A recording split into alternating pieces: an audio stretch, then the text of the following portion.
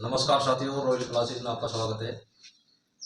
आज अपन अध्ययन करेंगे राजस्थान की जो भौतिक प्रदेश थे उसके अंदर पश्चिम उत्तर प्रदेश था, उसके बारे में अध्ययन करेंगे। राजस्थान का भौतिक प्रदेश, राजस्थान का भौतिक प्रदेश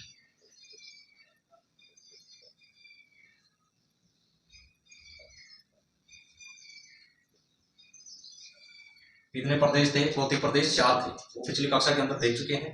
आज अध्ययन करेंगे पश्चिम उत्तर प्रदेश के बारे में। पश्चिमी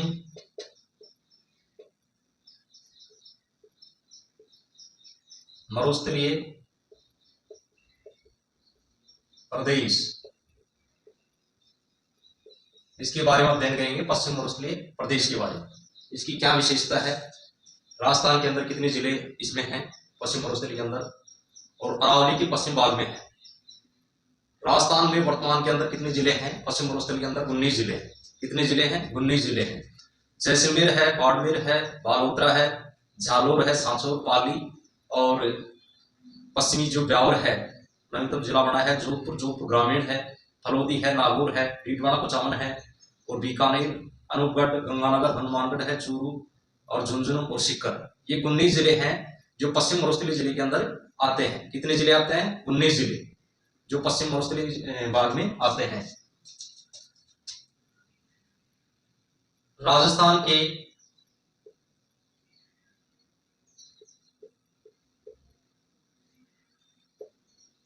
उन्नीस जिले हैं।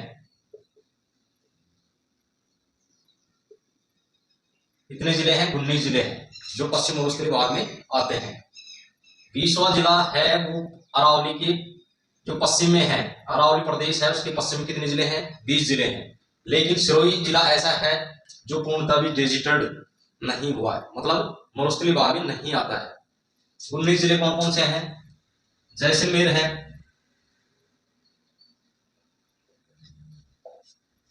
बाड़मेर है, बालोतरा है,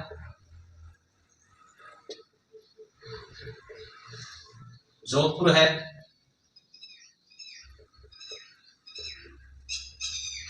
जोधपुर ग्रामीण है,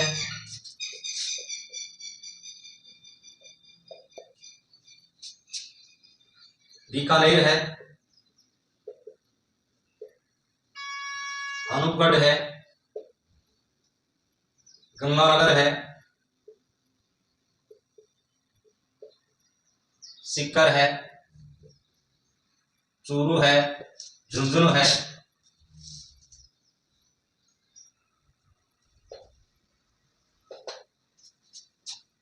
हलोदी है। 19 जिले आते हैं। कौन कौन से? ये जिले हो गए 19। एक है डीडवाना कुचामन, डीडवाना कुचामन, और हो गया जो पश्चिम ब्यावर है वो पश्चिम ब्यावर नवीनतम जिला बना है, ये भी इसी के अंदर आता है। और नागौर है, वो भी डिजिटल के अंदर ही आता है। नागौर 19 जिले हैं राजस्थान के। कितने जिले हैं? 19 जिले हैं, वो डिजिटल के अंदर पश्चिम मरुस्थलीय प्रदेश के अंदर आते हैं। 20वां जिला जो अरावली के पश्चिम में है, अरावली के पश्चिम में, अरावली के पश्चिम भाग में कितने जिले हैं? 20 जिले हैं। कितने जिले हैं? 20 जिले। उनमें सिरोही को छोड़ के, सिरोही जिले को छोड़ के बाकी जो 19 जिले हैं वो आते हैं पश्चिम मरुस्थलीय प्रदेश के अंदर। इस प्रदेश के अंदर, पश्चिम मरुस्थलीय प्रदेश के अंदर। अब देखते हैं पश्चिम मरुस्थलीय जो भाग है उसकी जो मिट्टी है रेतीली बलुई बताई जाती है। जिस प्रकार की मिट्टी है रेतीली बलुई मिट्टी मानी जाती है। इसे एंटी सॉइल कहते हैं। क्या कहते हैं? Anti soil.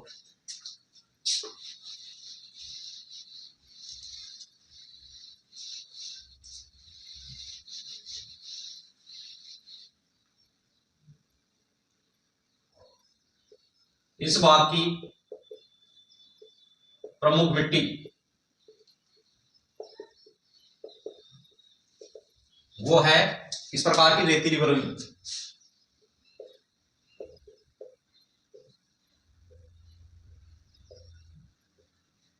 रेतीली जो बलुई मिट्टी है वो है, जिसे हम इंग्लिश के अंदर एंटी सॉल्व कहते हैं।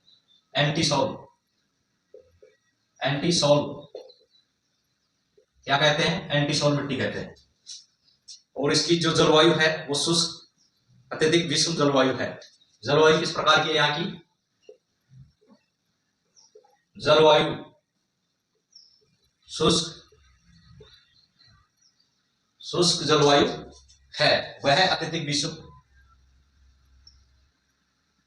अत्यधिक, कौन सी जलवायु है? अत्यधिक विषम,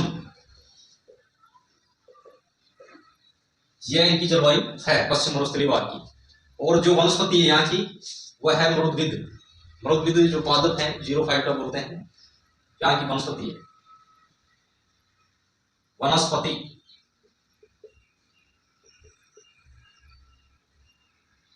मरुदविद किस प्रकार की वनस्पति है? मरुदविद प्रकार की वनस्पति मानी जाती है। जीरोफाइटा क्या कहते हैं? जीरोफाइटा कहते हैं।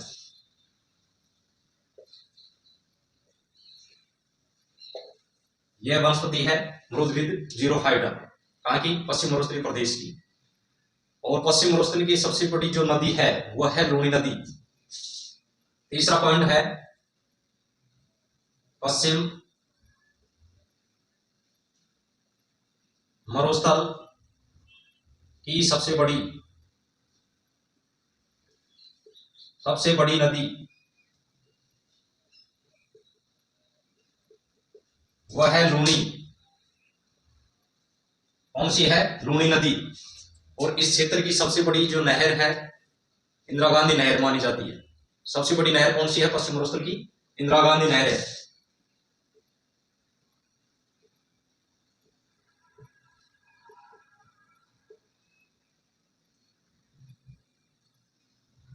इंदिरा गांधी नहर जो पश्चिम मरुस्थल है उसकी सबसे बड़ी नहर कौन सी है? इंदिरा गांधी नहर है। सबसे बड़ी नदी है लूनी नदी।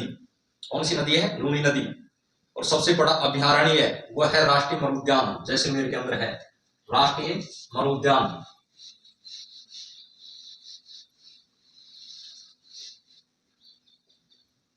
पश्चिमी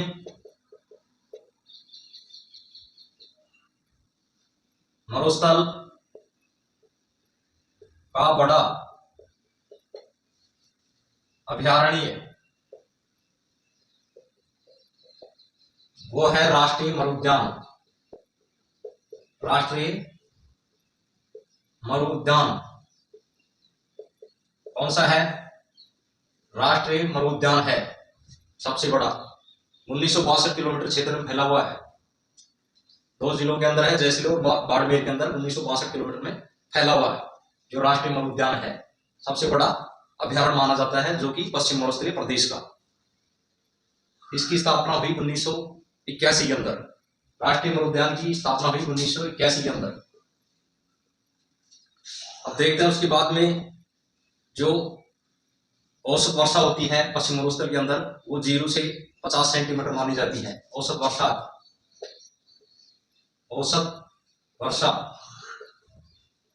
0 से 50 सेंटीमीटर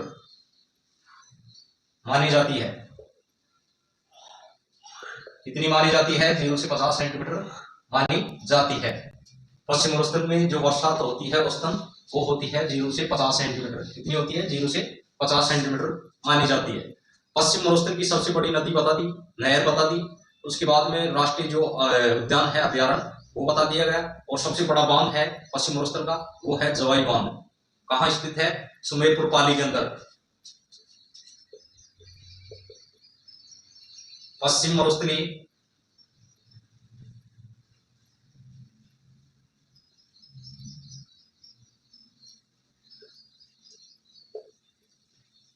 प्रदेश का सबसे बड़ा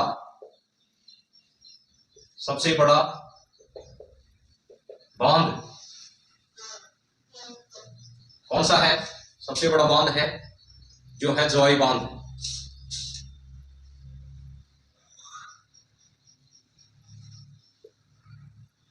कौन सा बांध है? जवाई बांध।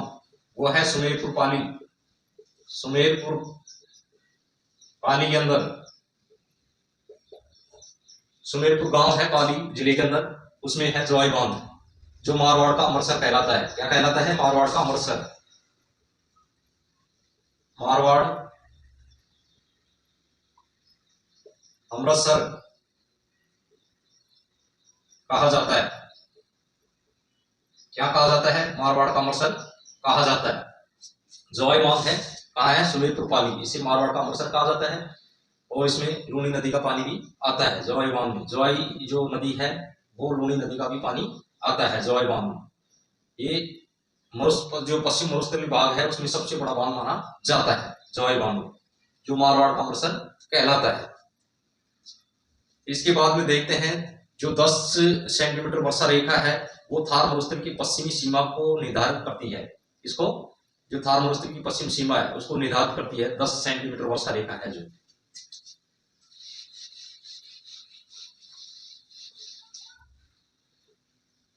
10 सेंटीमीटर वर्षा रेखा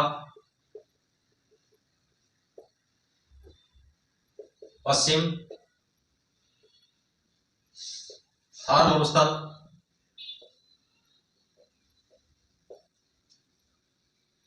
को विभाजित करती है, विभाजित करती है। क्या करती है? पश्चिम जो थार मरुस्थल है उसको विभाजित करती है 10 सेंटीमीटर वर्षा रेखा है जो। जबकि एक आती है 25 सेंटीमीटर वर्षा रेखा। कौन सी? 25 सेंटीमीटर वर्षा रेखा। यह है उत्तर पश्चिम मरुस्थल को लगभग समान दो भागों में विभाजित करती है। उत्तर पश्चिम मरुस्थल को समान दो भागों में विभाजित करती है। जबकि यह है जो पश्चिमी जो थार मरुस्थल है उसको दो भागों में विभाजित करती है। 10 सेंटीमीटर रेखा वर्षा रेखा है।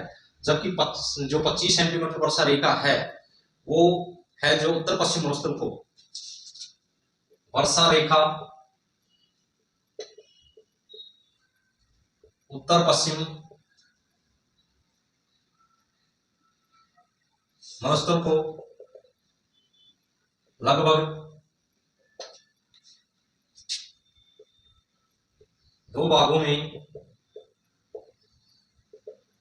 विभाजित करती है, विभाजित करती है। एक आता है, तीसरा पॉइंट है वो है 50 सेंटीमीटर वर्षा रेखा। यह संपूर्ण राजस्थान को दो भागों में विभाजित करती है। जो 50 सेंटीमीटर वर्षा रेखा है ये राजस्थान को लगभग दो समान भागों में विभाजित करती है। वर्षा रेखा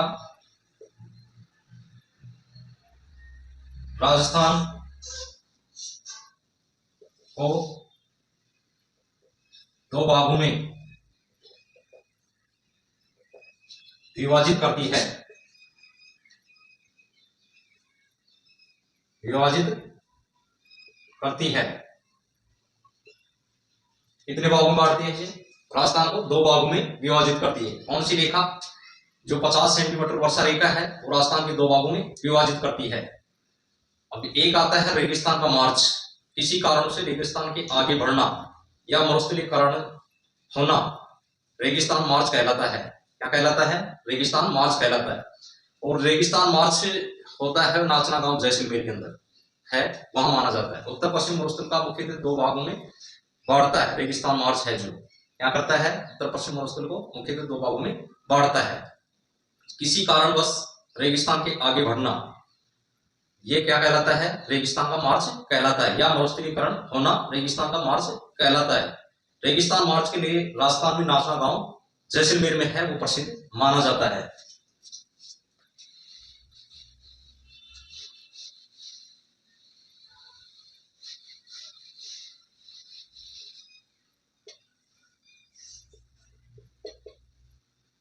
रेगिस्तान मार्च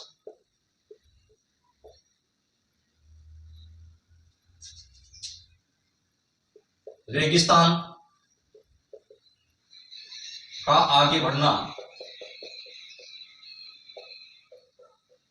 या मरुस्थलीकरण होना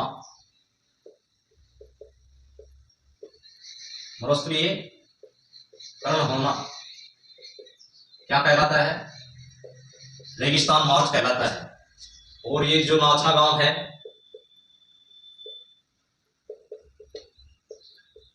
जैसलमेर के अंदर, वो इसलिए प्रसिद्ध है, रेगिस्तान मार्च के लिए प्रसिद्ध माना जाता है। किसी कारणवश रेगिस्तान का आगे बढ़ना क्या कहलाता है? मरुस्थलीकरण होना रेगिस्तान मार्च कहलाता है। और रेगिस्तान मार्च के लिए नाचना गांव जैसलमेर है वो प्रसिद्ध माना जाता है। अब उत्तर पश्चिम मरुस्थलीय जो मुख्यतः है वो दो भागों में विभाजित है। जो उत्तर पश्चिम मरुस्थलीय प्रदेश है उसे भी दो भागों में बांटा गया है। कितने भागों में? दो भागों में बांटा गया है। उत्तर पश्चिम मरुस्थल को दो भागों में विभाजित किया गया।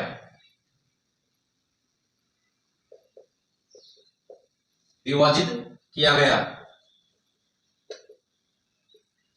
कितने भागों में बांटा गया? इसे दो भागों में बांटा गया। पहला है शुष्क मरुस्थलीय प्रदेश। कौन सा है? शुष्क मरुस्थलीय प्रदेश। शुष्क मरुस्थलीय प्रदेश। दूसरा है वो है कौन सा मैदान है? अर्धशुष्क। अर्धशुष्क मैदान। ये दो भाग बटे हुए हैं उत्तर पश्चिम मरुस्थलीय क्षेत्र के। एक शुष्क मैदान आता है, अर्धशुष्क मरुस्थलीय प्रदेश आता है। दो भागों में बटा हुआ है। अब शुष्क मरुस्थलीय प्रदेश के अंदर जो है महान भारतीय मरुस्थल भी कहा जाता है। महान भारतीय मरुस्थल किसे कहते हैं? जो शुष्क जो मरुस्थलीय प्रदेश है उसे महान भारतीय मरुस्थल भी कहते हैं। क्या कहते हैं? महान भारतीय मरुस्थल किसे कहते हैं? शुष्क मरुस्थलीय प्रदेश को महान भारत जो मरुस्थल है वो भी कहा जाता है। किसे? शुष्क मरुस्थल को। यहाँ की औसत वर्षा है जो शुष्क प्रदेश है इसकी औसतन बरसात है, औसतन जो बरसात होती है वो 0 सेंटीमीटर से लेके 25 सेंटीमीटर के आसपास होती है। ये होती है इसकी औसत बरसात। 0 से लेके 25 सेंटीमीटर के मध्य होती है। जो पश्चिम मरुस्थलीय प्रदेश है उनकी जो औसतन बरसात है वो 0 से लेके 25 सेंटीमीटर मानी जाती है। फिर उसके बाद में राजस्थान का जो वनस्पति रहित क्षेत्र है वो किसे कहते हैं? शुष्क मरुस्थलीय प्रदेश को। इसके अंदर समगांव जैसलमेर है, वहां पूर्णतः वनस्पति रहित क्षेत्र माना जाता है क्योंकि यहाँ न्यूनतम वर्षा वाला स्थान है जो कि 0.5 सेंटीमीटर वर्षा होती है। और यह डिजिटल सम के लिए भी प्रसिद्ध है। जो डिजिटल सम मनाया जाता है वो समगांव जैसलमेर के अंदर ही मनाया जाता है क्योंकि यहाँ वर्षा होती है 0.5 सेंटीमीटर। कहाँ पे? पश्चिम मरुस्थलीय प्रदेश के अंदर जो समगांव जैसलमेर है वहां। राजस्थान का वनस्पति रहित क्षेत्र कहते हैं समगांव जैसलमेर को। राजस्थान का वनस्पति रहित क्षेत्र वो है समगांव जैसलमेर। समगांव जैसलमेर। कौन सा गांव है? समगांव जैसलमेर है। वनस्पति रहित क्षेत्र माना जाता है क्योंकि यहाँ पे 0.25% या 0.5% वर्षा होती है। सबसे न्यूनतम वर्षा होने वाला स्थान है समगांव जैसलमेर, इसलिए इसे वनस्पति रहित क्षेत्र भी कहा जाता है। राजस्थान का वनस्पति रहित क्षेत्र कौन सा है? समगांव जैसलमेर है क्योंकि यहाँ सबसे कम वर्षा होती है, 0.5 सेंटीमीटर होती है। कितनी होती है? 0.5 सेंटीमीटर वर्षा होती है, इसलिए इसे डिजिटल सम के नाम से भी जाना जाता है। डिजिटल होता है, डिजिटल माना जाता है, इसे डिजिटल सम कहा जाता है।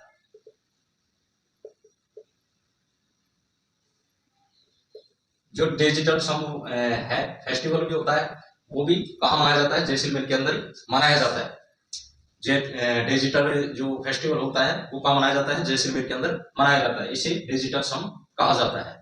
इसके बाद में देखते हैं लाठी श्री क्षेत्र। लाठी श्री क्षेत्र जैसलमेर जिले में स्थित है। वो है पोखरण से मोहनगढ़ जैसलमेर तक माना जाता है। लाठी श्री क्षेत्र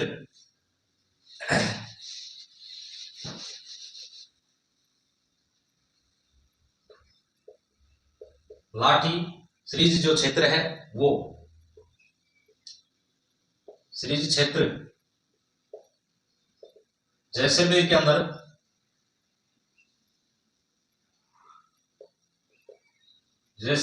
अंदर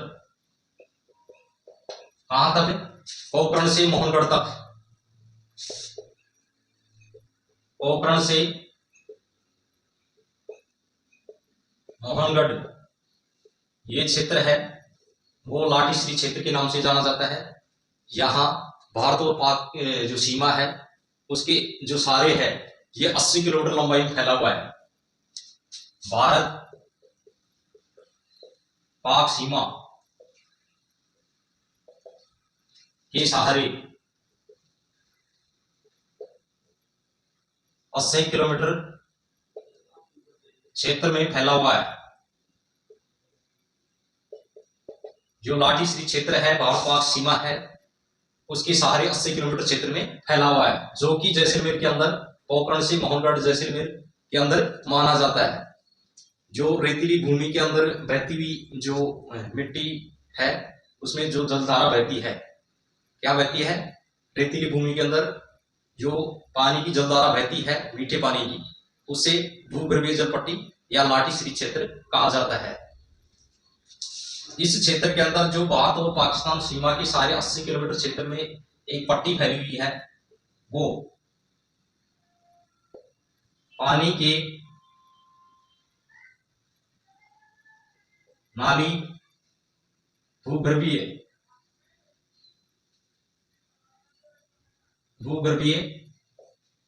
क्षेत्र में फैली हुई है। पानी की नाली है जो भूगर्भीय क्षेत्र में फैली हुई है भारत और पाकिस्तान सीमा के अंदर।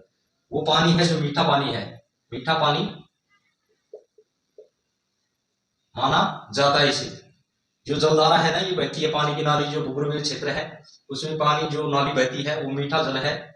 इस जल को जैसे भूगर्भीय जल पट्टी या लाठी श्री क्षेत्र कहा जाता है। क्या? लाठी श्री क्षेत्र कहा जाता है।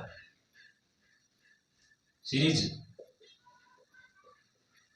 क्षेत्र या भूगर्भीय जल पट्टी भी कहा जाता है। भूगर्भीय जल पट्टी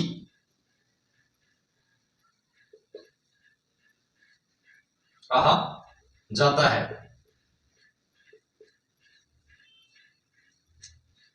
इसमें जो इसकी जो खोज हुई थी 2007 के अंदर हुई थी। कब हुई थी? 2007 के अंदर। जो भूगर्भीय जल पट्टी है लाठी श्री क्षेत्र है उसकी खोज थी काजरी के वैज्ञानिकों ने की थी। कब की थी? 2007 के अंदर की थी। इसकी खोज 2007 के अंदर हुई मानी जाती है। इसकी खोज है जो काजरी शोध संस्था है, कहाँ है? जोधपुर के अंदर। इसके वैज्ञानिकों ने की थी इस भूगर्भीय जल पट्टी की खोज। लाठी श्री क्षेत्र है इसकी खोज किसने की थी? 2007 के अंदर काजरी के वैज्ञानिकों ने। काजरी के वैज्ञानिकों ने इसकी खोज की थी 2007 के अंदर। जो लाठी श्री भूगर्भीय जल पट्टी है इसकी खोज, ये रेतीली भूमि के अंदर बहती हुई मीठे पानी की जलधारा है। क्या है? मीठे पानी की जलधारा है। भूगर्भीय जल पट्टी में बहते हुए 80 किलोमीटर क्षेत्र फैला हुआ है। उसके अंदर पानी की एक नाली भूगर्भीय जल पट्टी है, वो मीठा पानी के रूप में बहती है। उसे हम लाठी श्री या भूगर्भीय जल पट्टी कहते हैं। इसकी खोज 2007 के अंदर हुई। किसने की? काजरी के वैज्ञानिकों ने इसकी खोज की थी, इसलिए इसे लाठी श्री क्षेत्र कहते हैं। और राजस्थान के अंदर जो फैला हुआ है जैसलमेर में, वो पोखरण से मोहनगढ़ क्षेत्र में फैला हुआ माना जाता है। इस क्षेत्र के अंदर जो कुछ घासें हैं, दामन घास है, करड़ है, सीवन घास है आदि जो घास होती हैं वो स्वादिष्ट और पौष्टिक मानी जाती है। क्या मानी जाती है? पौष्टिक व स्वादिष्ट मानी जाती है। आवारा पशुओं के लिए सबसे महत्वपूर्ण घास है वह है सेवण घास या धावण या कर्ण घास मानी जाती है।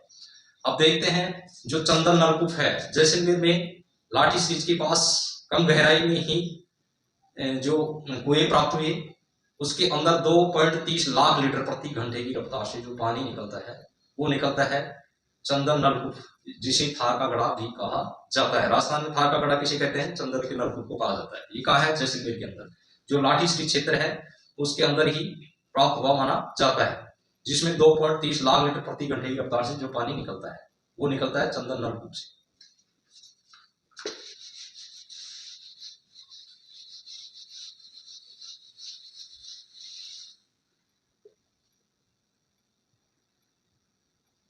चंदन नलकूप ये है जैसलमेर के अंदर, कहाँ स्थित है? जैसलमेर। चंदन नलकूप है जैसलमेर के अंदर है। ये थार का गड़ा भी कहा जाता है, इसे थार का गड़ा भी कहा जाता है,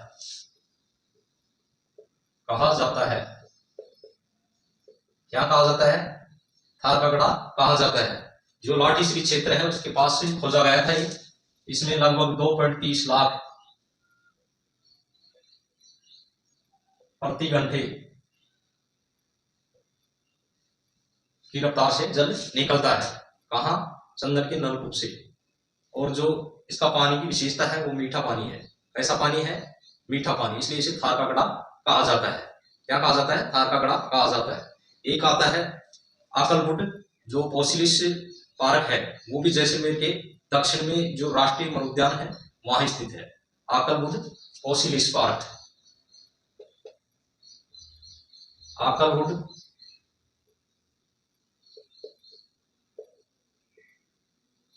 पार्क, ये कहाँ है? जैसलमेर के अंदर। कहाँ है? जैसलमेर के अंदर।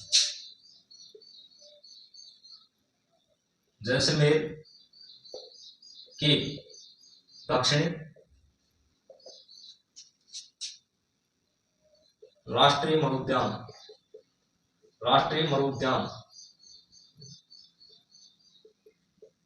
क्षेत्र में है। कहाँ है? आकलवुड जो पोसिलिस पार्क है वो जैसलमेर के दक्षिण में स्थित जो राष्ट्रीय मरुद्यान है वहां स्थित है। कहाँ स्थित है? जैसलमेर के दक्षिण के अंदर राष्ट्रीय मरुद्यान के अंदर है आकलवुड पोसिलिस पार्क। ये प्राचीन वनस्पति व काष्ठ का जीवाश्म प्राप्त हुआ माना जाता है। यहाँ सबसे प्राचीन जो वनस्पति प्राप्त हुई वो आकलवुड पोसिलिस पार्क में ही प्राप्त हुई मानी जाती है। सबसे प्राचीन वनस्पति, सबसे प्राचीन वनस्पति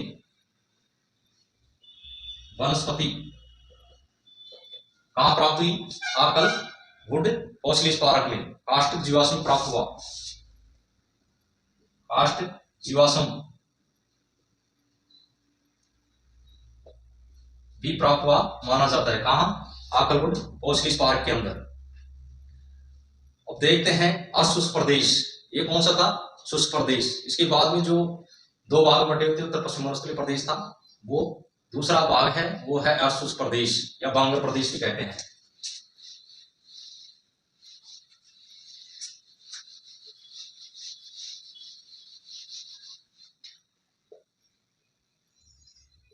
अर्ध शुष्क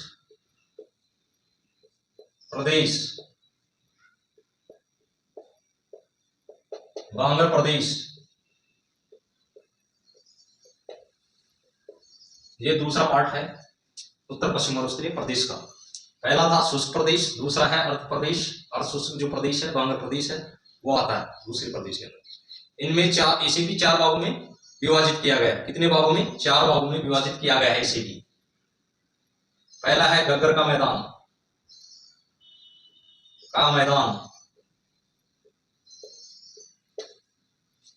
दूसरा है वो है जो लूनी बेनिस है, नागौर की उच्चभूमि है, गोडवाड़ प्रदेश है ये, और एक है शेखावटी प्रदेश के अंदर। दूसरा है नागौर की उच्चभूमि, नागौर की उच्च भूमि, शेखावटी प्रदेश। तीसरा है शेखावटी प्रदेश।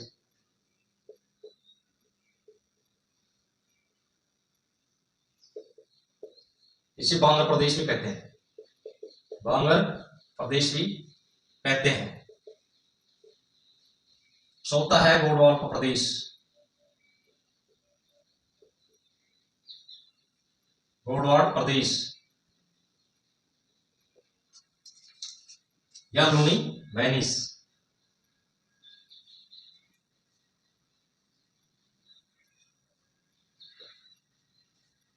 ये हो गए 4 प्रदेश। और उस प्रदेश कितने भागों में बटा हुआ है? बांग्ला प्रदेश है वो 4 भागों में है। गागर का मैदान है, नागौर की उच्चभूमि है, शेखावटी या बांग्ला प्रदेश कहते हैं। गोड़वाड़ का प्रदेश लूनी वैनिस के अंदर आता है। इसके अंदर आता है वो गोड़वाड़ प्रदेश है, लूनी वैनिस के अंदर ही आता है। अब शेखावटी प्रदेश है, वहां कांतले नदी का प्रभाव है, इसलिए इसे तोरावाटी प्रदेश भी कहते हैं। क्या कहते हैं? तोरावाटी प्रदेश कहते हैं। नाली नदी है गगर के पास, जो हनुमानगढ़ में स्थानीय भाषा में जो गगर नदी का नाला है उसे क्या कहेंगे? नाली कहेंगे। गगर के पाट को हनुमानगढ़ में स्थानीय भाषा में किस नाम से जानते हैं? नाली के नाम से जानते हैं। गगर पाट को स्थानीय भाषा में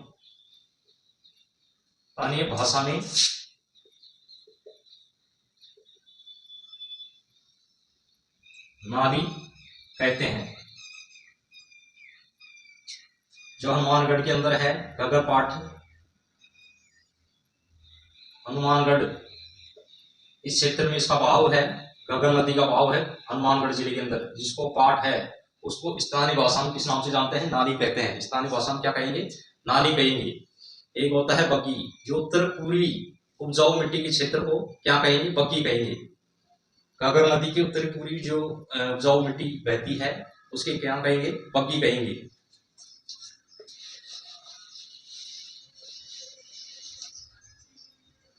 बग्गी।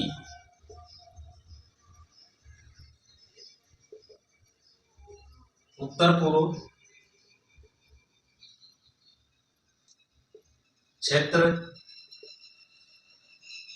गगर नदी का जो उत्तर पूर्व क्षेत्र है, जो पानी का बहाव है, पानी का बहाव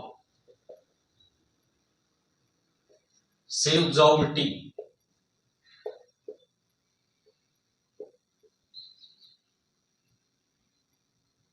उपजाऊ मिट्टी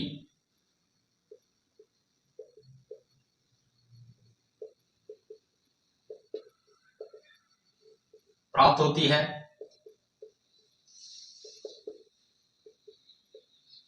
उसे क्या कहेंगे? बग्गी कहेंगे।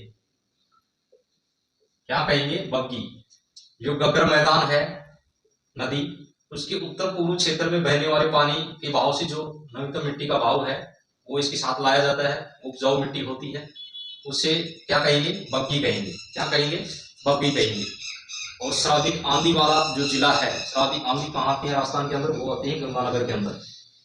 कहाँ आती है? गंगानगर के अंदर। राजस्थान में सर्वाधिक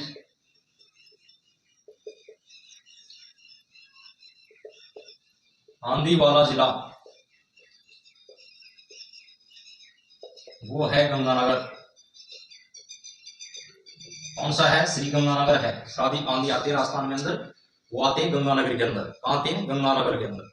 इसके बाद में जो शेखावटी प्रदेश है, इसे बांग्ला प्रदेश या आंतरिक जल प्रवाही क्षेत्र भी कहा जाता है। क्या कहेंगे? शेखावटी प्रदेश को आंतरिक प्रवाह क्षेत्र। शेखावटी प्रदेश, शेखावटी प्रदेश इसका जो बहाव क्षेत्र है इसे क्या कहेंगे? बांग्ला प्रदेश। बांग्ला प्रदेश या आंतरिक प्रवाह क्षेत्र के नाम से जाना जाता है। आंतरिक प्रवाह क्षेत्र के नाम से जाना जाता है। शेखावटी प्रदेश का तो बांगर कहेंगे, या आंतरिक प्रवाह क्षेत्र के नाम से जाना जाएगा। इस नाम से बांगर या आंतरिक प्रवाह। बांगर वो होता है जो प्राचीन काल में नदियों से आई उपजाऊ मिट्टी जो अब नदी नहीं बहती है, ऐसा स्थान पे जो उपजाऊ मिट्टी छोड़ दी गई है उसे बांगर क्षेत्र कहते हैं। क्या कहते हैं? बांगर क्षेत्र कहते हैं।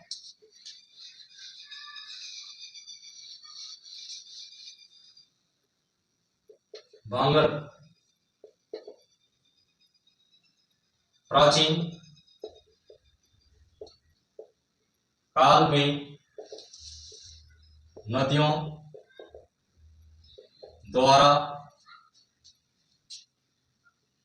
बहाकर लाई उपजाऊ मिट्टी के मैदान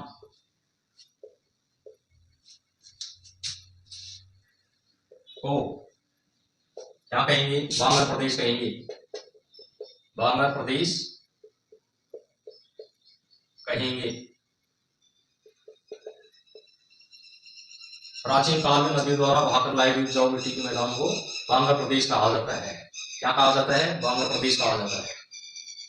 और जो खादर है नवीनतम जल जो नदी बहती है हाल ही में उस द्वारा लाई हुई मिट्टी है, उस बहाव क्षेत्र है, उसके अंदर जो उपजाऊ मैदान बन जाता है उसको खादर कहेंगे। लेकिन खादर जो प्रदेश है राजस्थान के अंदर नहीं पाया जाता है, क्योंकि वर्ष पर नदी नहीं बहती है, इसलिए इस खादर प्रदेश राजस्थान के अंदर नहीं पाया जाता है।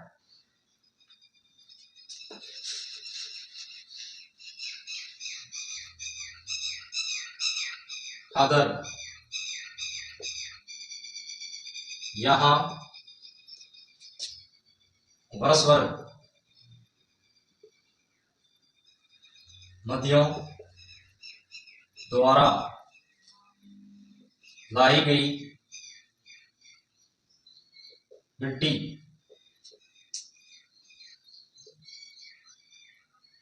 के मैदान को खादर कहते हैं। क्या कहते हैं? खादर कहते हैं। तो वर्ष भर जो नदियां बहती हैं साल भर, वो जो मिट्टी लाती हैं वो मिट्टी का जमाव बनता है, वह एक मैदान बन जाता है, उस मैदान को खादर कहते हैं। क्या कहते हैं? खादर। ऐसा क्षेत्र राजस्थान के अंदर नहीं पाया जाता है, राजस्थान के अंदर नहीं पाया जाता है। एक होता है भीड़ और एक होता है भीड़ क्षेत्र। भीड़ तो वो होता है शेखावटी क्षेत्र में घास के मैदान या पशु चारागाह का जो सार्वजनिक स्थान है उसे कहते हैं भीड़। क्या कहेंगे? भीड़।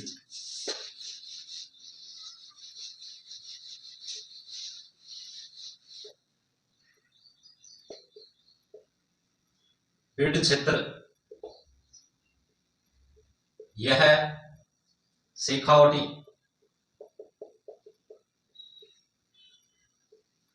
क्षेत्र में पाया जाता है। कहाँ पाया जाता है? शेखावटी क्षेत्र में पाया जाता है। जो घास के मैदान है, घास के मैदान, घास के मैदान या फिर कौन से? घास के मैदान या पशु चारागाह, पशु चारागाह जो भूमि होती है सार्वजनिक,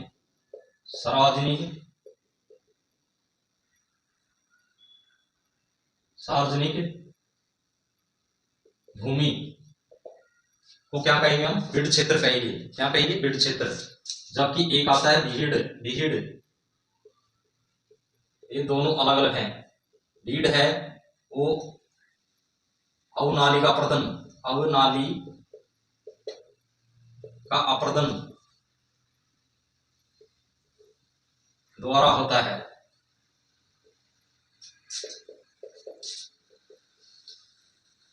जो चंबल नदी है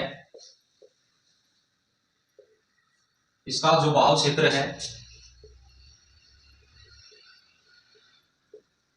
उस बहाव क्षेत्र के अंदर आसपास में जो नाली का अवदन होता है, अपर्दन होता है, गहरे गड्ढे हो जाते हैं, गहरे गड्ढे हो जाते हैं, गड्ढे होते हैं।